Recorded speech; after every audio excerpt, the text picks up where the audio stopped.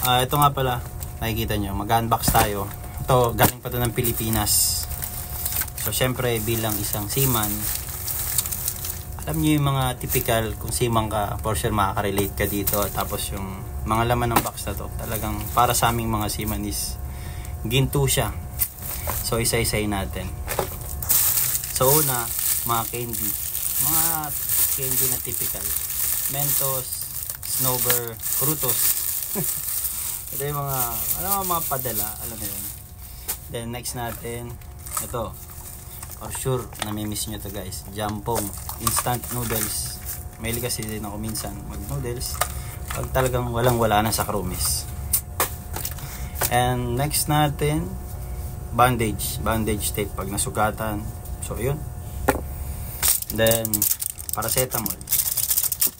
Siya kasi pag masakit yung ulo natin, ito yung ginagamit ko. And then, of course, sigurado ito guys. 5-5, mga dilata. Yan. Dilata. So, yan. For sure, makaka-relate ka pag napanood.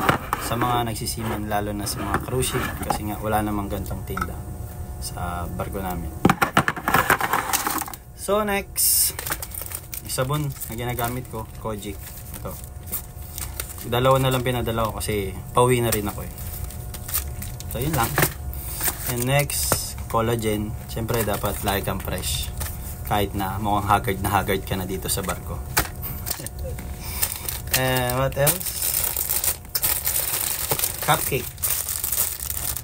Hindi nyo natatanong, mahilig ako sa tinapay. Sa mga cakes. Yan. Okay na sa akin to kahit di ako kumain ng kanin. Mas nabubusog ako dito.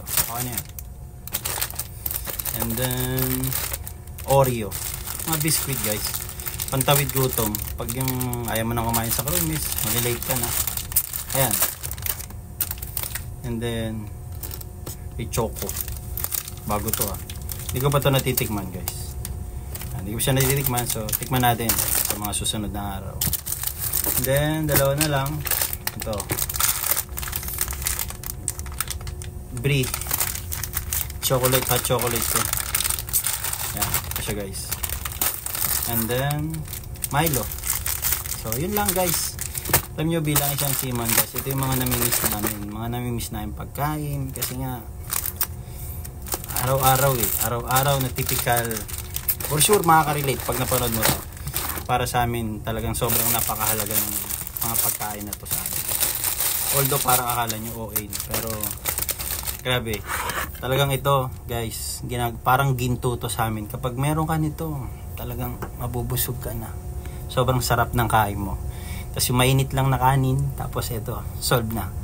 So, kung nagustuhan mo to, please like and share. And ikaw, anong kwentong barko mo? Anong mga baon mo at sa mga pabalik ng barko, anong mga pinapadala nyo? Comment lang kayo guys. See you.